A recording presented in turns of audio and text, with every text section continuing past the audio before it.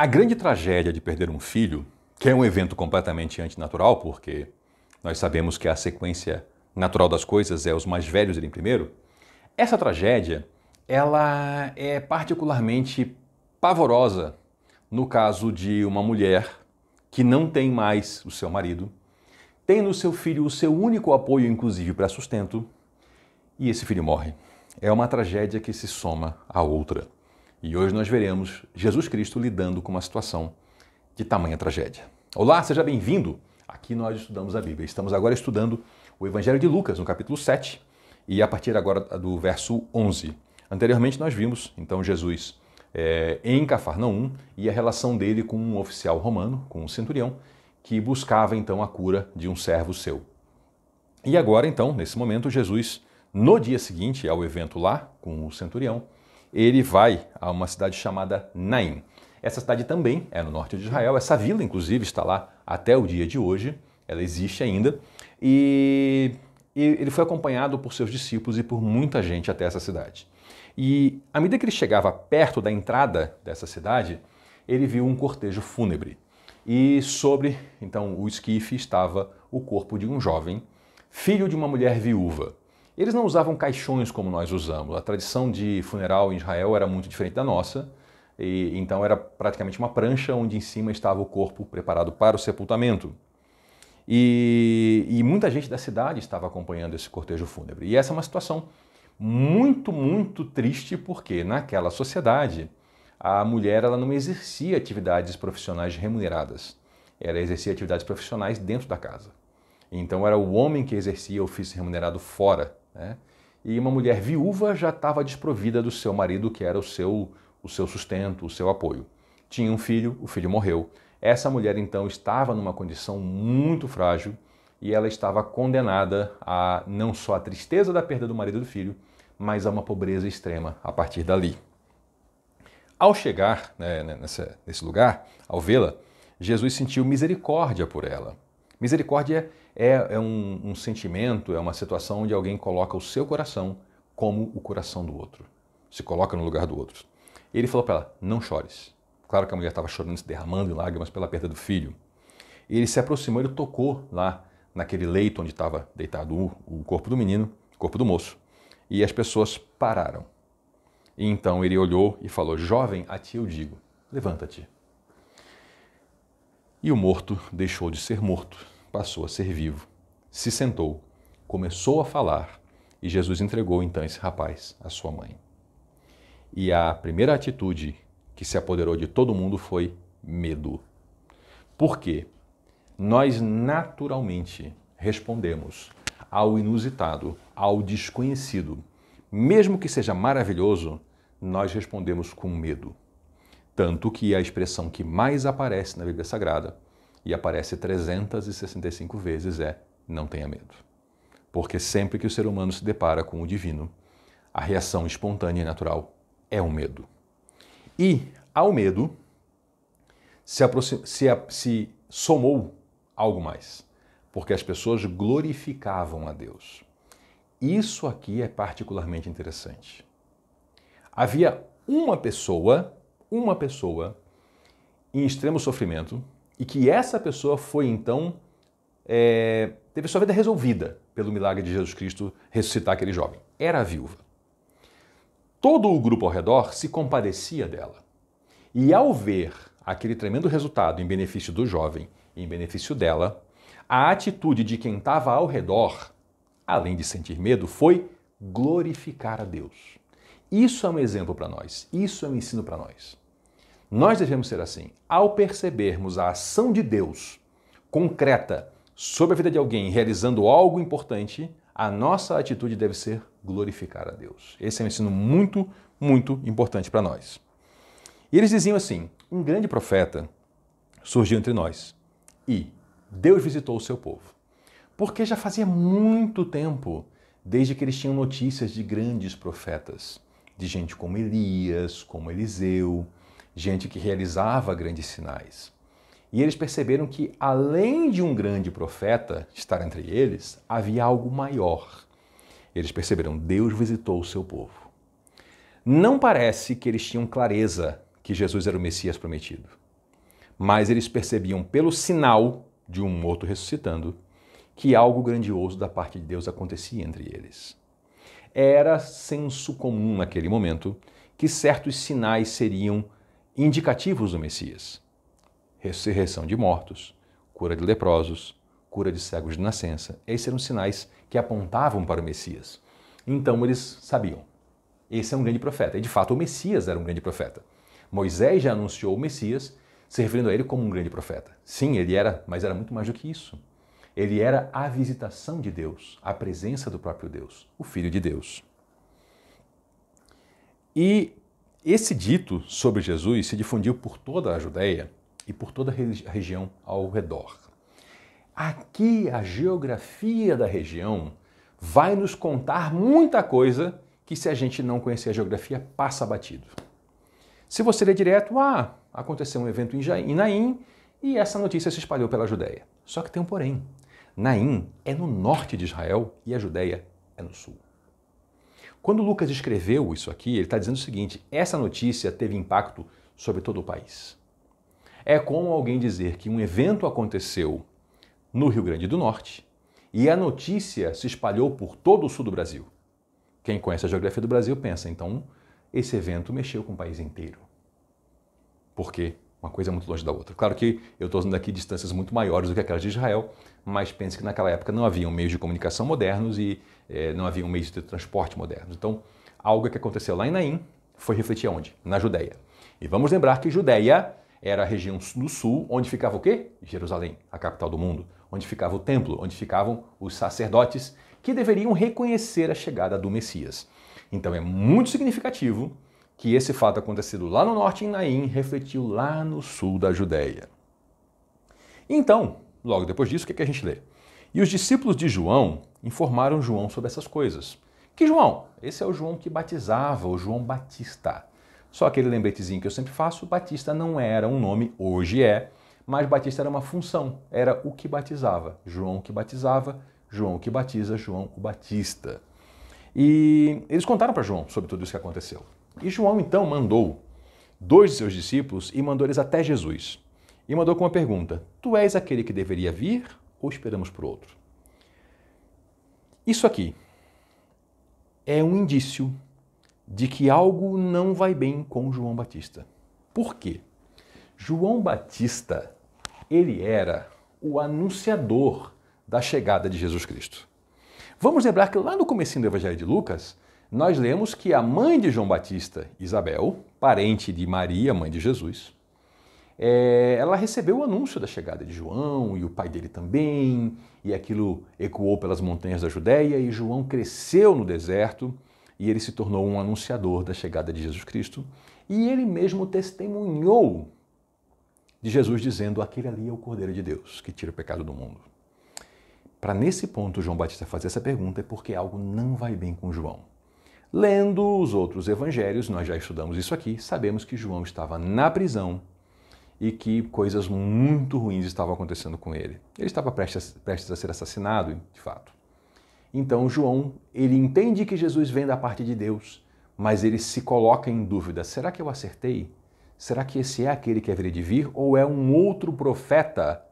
Então deixa eu perguntar para esse profeta se ele é quem eu acho que ele é ou se ele é um outro.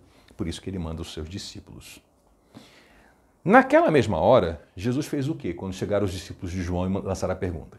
Em lugar de responder, eu sou, ele fez o quê? Ele curou muitos doentes, ele expulsou espíritos malignos, ele deu à vista a muitos cegos e respondeu aos discípulos de João: vão lá e contem para João tudo o que vocês viram. Os cegos veem, os coxos, eram as pessoas com deficiência física, os coxos andam, os leprosos são purificados, os surdos ouvem, os mortos são ressuscitados e aos pobres são anunciadas as boas novas. E feliz será o que não se escandalize por minha causa. O Senhor deu todos os sinais, ainda deu a dica. Feliz daquele que não fica escandalizado por minha causa. O que é o escandalizado? O que é esse escândalo, né? Era uma reação de pessoas que refutavam quem era Jesus e se sentiam quase que ofendidos pelo que estava acontecendo ali, né? E se colocavam contra ele. Falou: olha, feliz de quem não se escandaliza pela minha existência e pela minha vinda. Quem se escandalizava naquele momento? Fariseus, mestres da lei, os de Herodes também, né, os do partido de Herodes, os saduceus lá do templo, que eram os sacerdotes. E quando partiram, então, os discípulos de João, é curioso que Jesus sabe que João está passando por um mau momento. Tanto que ele dá esses sinais, ele não dá uma resposta falada, ele dá uma série de sinais e fala assim, agora falem para o João o que vocês viram aqui. Ele sabe que João está passando por esse mau momento, mas ele é extremamente misericordioso e bondoso com João. Ele não tem nenhuma palavra áspera sobre João. Ele sabe o que João está passando. Ele sabe das dores dele, ele sabe da prisão, ele sabe da morte iminente. E ele perguntou para as pessoas que estavam ali ao redor, o que vocês foram ver lá no deserto? Porque João pregava no deserto, né? Vocês foram ver um caniço sacudido pelo vento? Essa expressão, ela se refere a pessoas que mudam de procedimento conforme o poder, conforme quem manda, ou conforme a opinião da maioria. Essa expressão aparece de novo no Novo Testamento, também em outras ocasiões, falando de pessoas que são, assim, inconstantes, né? Como caniços levados e agitados pelo vento. É isso. Né? Conforme quem está ali, quem é a maioria, a pessoa pende para um lado ou pende para o outro. Ele fala, é isso que vocês foram ver? Alguém que pendia para um lado e para o outro conforme o poder? Muito pelo contrário, nós sabemos que João Batista confrontou todo mundo que haveria de ser confrontado, sempre tomando como guia a palavra de Deus. E ele foi falar assim, não, mas o que vocês foram ver então? Um homem que se veste com roupas elegantes, né? Que é um sinal de o quê? De alguém poderoso, né? Poder e riqueza sempre andaram juntos. Você fala, não, as pessoas que estão com roupas ricas estão nos palácios, né? Não é isso que vocês foram ver no deserto. Quem estava nos palácios naquele momento? Os romanos e seus aliados, né? Alguns judeus que eram aliados de romanos também viviam em tal situação. Então, o que vocês foram ver? Se não foi nenhuma coisa nem outra. Foram ver um profeta? O Senhor falou, sim, e mais do que um profeta. Esse é aquele de quem está escrito, e aí o Senhor Jesus vai citar, então, o Antigo Testamento, ele vai citar o livro do profeta Malaquias, ele fala, eis que eu envio o meu mensageiro diante de tua presença, que preparará o caminho adiante de ti.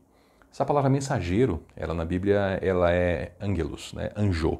Então, algumas vezes que você vê anjo na Bíblia e mensageiro são a mesma palavra no original. Os anjos de Deus, eles são sim mensageiros de Deus, então no original é a mesma palavra. Então, esse é aquele de quem foi dito que o Senhor enviaria um mensageiro para preparar o caminho diante de Jesus. Por quê? Antes de Jesus aparecer, apareceu João Batista pregando e ensinando. Ele preparou um povo para Jesus, inclusive alguns dos apóstolos, que obviamente eram discípulos de Cristo, antes de andarem com Cristo, foram discípulos de quem? De João Batista. E o discipulado de João Batista se expande muito. Nós temos eventos no Novo Testamento, onde chega o Evangelho e as pessoas já eram batizadas, mas não conheciam nem que existia Jesus Cristo. E aí, como assim é batizado e não sabe quem é Cristo? Não, nós fomos batizados no batismo de João. Eles esperavam a vinda do Cristo ainda. Então veja como se expandiu lá pelo mundo grego, pela Ásia, o ministério de João Batista. Ele realmente preparou muita coisa para a chegada de Jesus. E o Senhor fala algo mais, ele fala assim, ó, eu digo para vocês que entre as pessoas que nasceram, os nascidos de mulher, ninguém é maior do que João. No entanto, o menor no reino de Deus é maior do que João Batista. E aí sempre fica aquela pergunta, mas de quem então que ele está falando? Como assim? O que é o menor no reino de Deus? Tem algumas interpretações interessantes e eu vou citar uma para vocês, que é o seguinte. De todo mundo que existia naquele momento, né, dos nascidos naturalmente, ninguém era maior do que João Batista. Só que quem está no reino de Deus, o próprio Jesus falou isso, né, nós lemos lá no Evangelho de João, são as pessoas que são nascidas do Espírito. Então, o menor seguidor de Jesus Cristo tem mais benefícios e vantagens, é mais agraciado do que o maior precursor de Jesus Cristo. É melhor coisa ser um seguidor de Jesus do que ser até mesmo um precursor. O que João Batista fez foi maravilhoso, mas mais maravilhoso ainda seria fazer parte da igreja, fazer parte do povo de Deus a partir do ministério de Jesus Cristo. Essa é uma das interpretações e para mim é que faz mais sentido.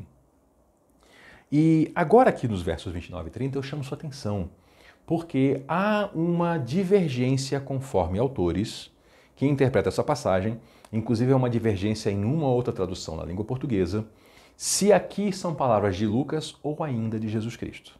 Eu estou aqui usando hoje a tradução da Bíblia Peshitta. Peshitta é uma Bíblia em aramaico muito antiga, que tem hoje tradução para o português. E a minha tradução diz o seguinte: quando todo o povo e os publicanos o escutaram, atribuíram justiça a Deus, porque haviam sido batizados no batismo de João. O escutaram. Escutaram quem? Há quem interprete que escutaram Jesus, e há quem interprete que é Jesus falando que as pessoas escutaram João Batista. Tem uma tradução em língua portuguesa que acrescenta aqui, né, quando o povo e os publicanos escutaram Jesus Cristo. Só que no original não está escrito Jesus Cristo, é uma tradução mais interpretativa. Eu fico mais com essa aqui, mais perto do original. E realmente parece que é Jesus falando, sabe por quê? Porque em nenhum lugar do Evangelho de Lucas, Lucas interrompe um discurso de Jesus para acrescentar um comentário seu. Seria o único lugar. Então é mais natural a gente pensar que Jesus está falando para o povo que quando todo mundo ouviu João Batista, as pessoas atribuíram justiça a Deus, deram glória a Deus e foram batizados no batismo de João. Só que os fariseus e os escribas rejeitaram o propósito de Deus para eles, não sendo batizados por João. Tem um propósito de Deus para mim e para você. Não sejamos nós os que rejeitam esse propósito. Veja que Deus tinha um propósito para os fariseus e os escribas. Engana-se quem só atribui coisas ruins à existência de fariseus e escribas. Deus tinha um propósito para eles. Eles é que não cumpriram. Alguns resolveram seguir a Jesus, é verdade. O apóstolo Paulo, por exemplo, né, fariseu.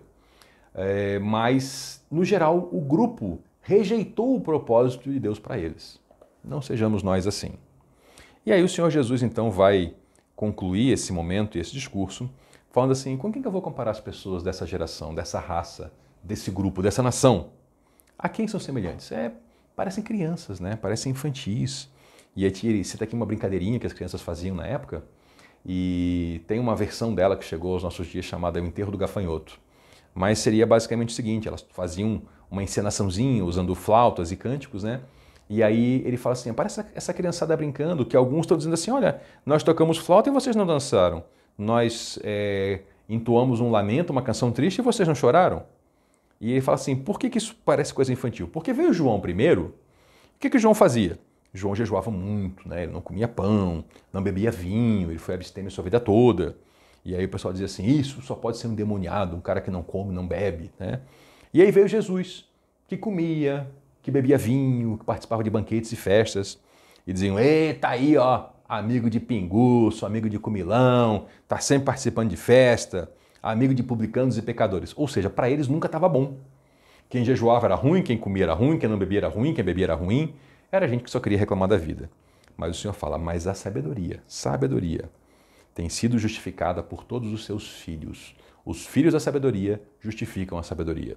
Aqueles que seguem o caminho de Deus mostram que esse caminho é bom. Esse foi o ensino nesse momento aqui, e eu lhe agradeço por nos acompanhar até aqui e lhe convido a voltar na próxima, onde a gente vai continuar esse estudo, porque aqui nós estudamos a Bíblia. Até lá!